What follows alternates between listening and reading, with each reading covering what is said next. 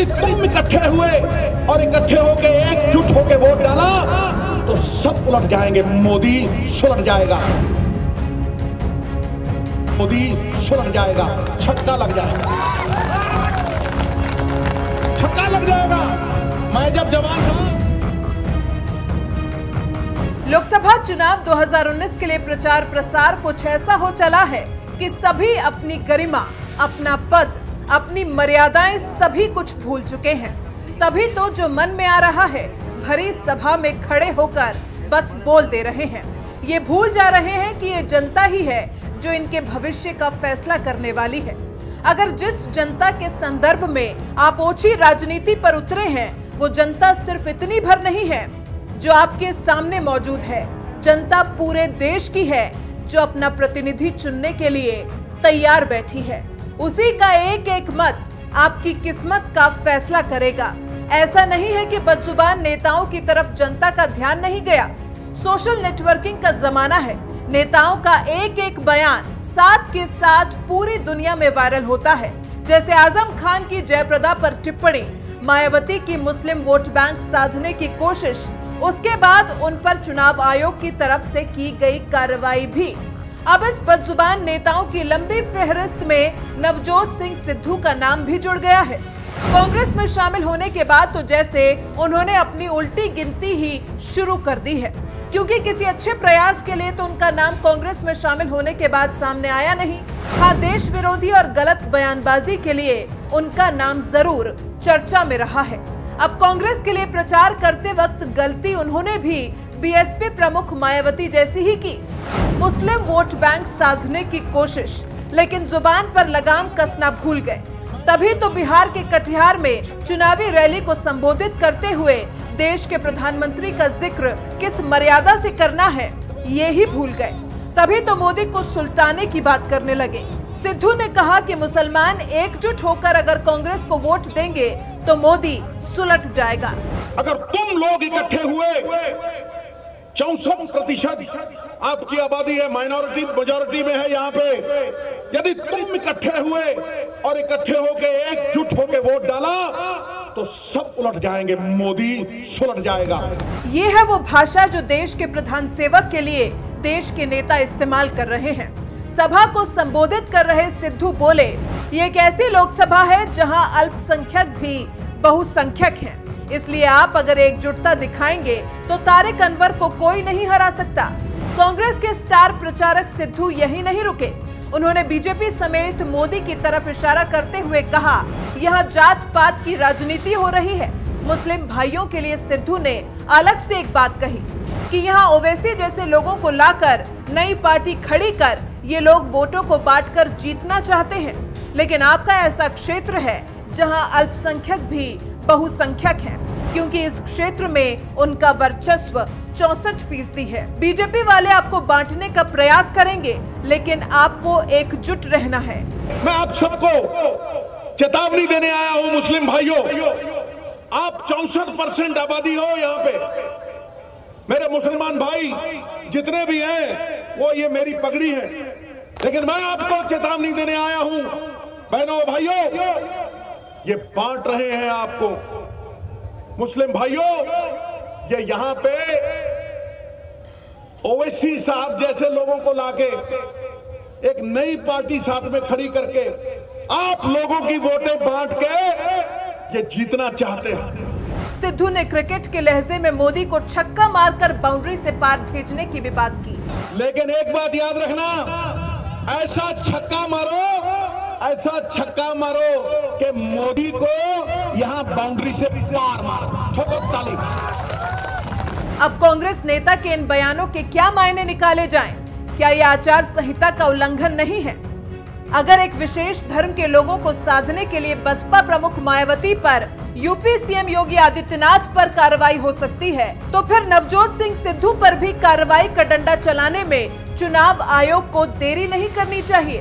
हालांकि चुनाव आयोग ने इस मामले को लेकर नवजोत सिंह सिद्धू को जवाब तलब जरूर कर दिया है।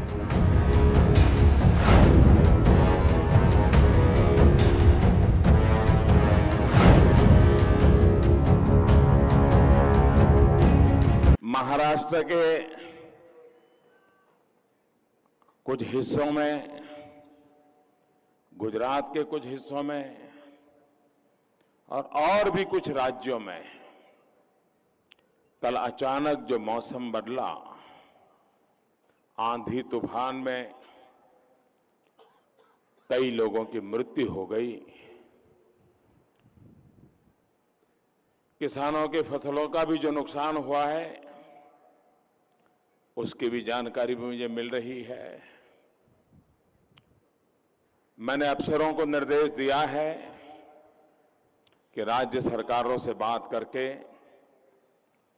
जल्द से जल्द हर संभव सहायता आम जन को पहुंचाई जाए। मैं आप सभी को आश्वस्त करता हूं कि सरकार पूरी तरह संवेदनशील है और आपकी हर परेशानी में आपके साथ खड़ी है। जिन्होंने अपने स्वजन खोए हैं उन परिवारों के प्रति भी मेरी संवेदना है। भाइयों बहनों, मैं सबसे पहले हमारे मुख्यमंत्री जी देवेंद्र जी का आभार व्यक्त करता हूं। महायुति के सभी नेताओं का आभार व्यक्त करता हूं कि मुझे आज चुनाव की बात करने से पहले महाराष्ट्र के वरिष्ठ नेता जिन्होंने 50 साल महाराष्ट्र के लिए खपा दिए,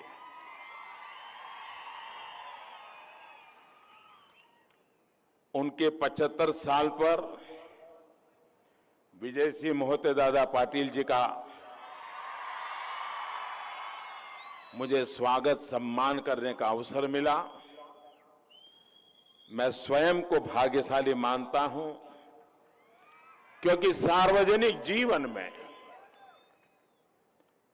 कोई किसी भी दल में क्यों न हो, अगर वो देश के लिए, समाज के लिए अपना जीवन खपाया है तो उनके इस तपस्या को, उनके परिश्रम को हर किसी ने सम्मान करना चाहिए।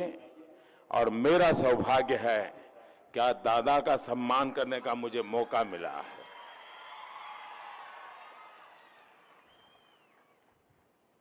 उत्तम स्वास्थ्य तो हम सब देख ही रहे हैं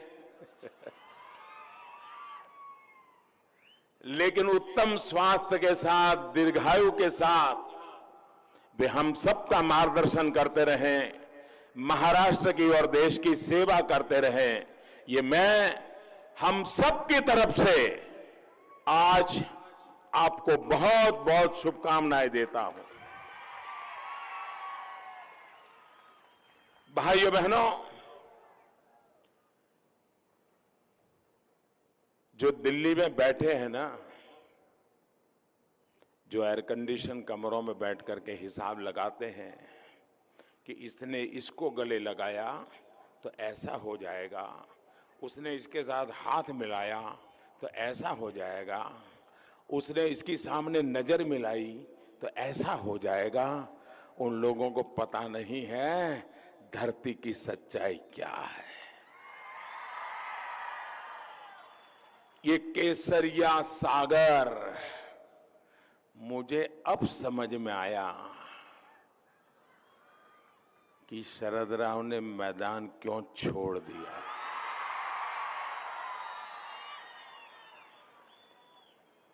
क्योंकि शरद राव भी बड़े खिलाड़ी है,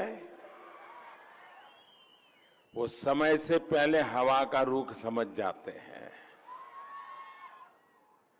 और वो ऐसा कभी कुछ नहीं करते जिसके कारण उनको और उनके परिवार को खरोच आ जाए, और कोई बलि चढ़ जाए तो चढ़ जाए, वो कभी अपने आप का नुकसान नहीं होने देते। और इसलिए मैदान छोड़ करके 9-2-11 हो गए। साथियों,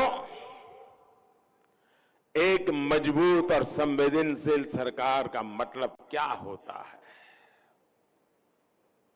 छत्रपति शिवाजी महाराज की ये धरती बहुत अच्छी तरह जानती है। भारत को आगे बढ़ाने के लिए, भारत को 21वीं सदी में नई ऊंचाई पर पहुंचाने के लिए केंद्र में ऐसी ही मजबूत सरकार चाहिए। चाहिए कि नहीं चाहिए? अरे आप अपने गांव में भी डीला डाला अगर पुलिस वाला आ जाता है तो आप पसंद करते हैं क्या? आपको दम वाला पुलिस वाला लगता है कि नहीं लगता है? लगता है कि नहीं लगता है? अरे आपका बच्चा स्कूल में जाता है और मास्टर जी में दम ही नहीं है तो आप बच्चे को वहां पढ़ाना पसंद करते हैं क्या? अच्छा टीचर चाहिए कि नहीं चाहिए? भाइयों बहनों, इतना बड़ा देश भी चलाना है तो मजबूत देश भी चाहिए, मजबूत नेता भी चाहिए।